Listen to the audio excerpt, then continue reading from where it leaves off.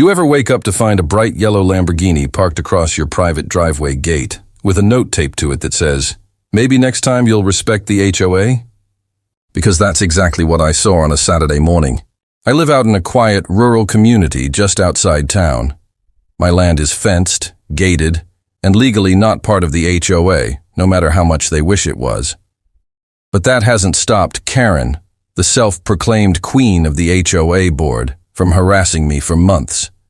First it was noise complaints about my work truck.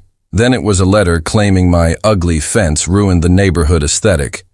And now, she had the nerve to block my gate with her $300,000 Lamborghini. Here's the thing Karen didn't know. I own an armored tank. Yeah, a real one. Demilitarized, of course.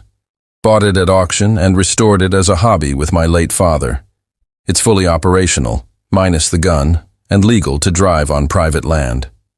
Normally, it just sits in my barn as a cool conversation piece. But today, it had a mission. I made a couple of phone calls, documented everything for legal purposes, and then climbed into the tank. Karen was nowhere to be found, of course, probably sipping her iced mocha, thinking she'd won. So, I rolled up slow, real slow, cranked the engine, and drove straight through my own gate and right over her Lambo. The tires didn't even bounce. That shiny yellow supercar flattened like a soda can under 60,000 pounds of steel. I didn't even have to call her. She showed up minutes later, screaming like a banshee, phone in hand, trying to film me like she was the victim. But the sheriff was already on his way.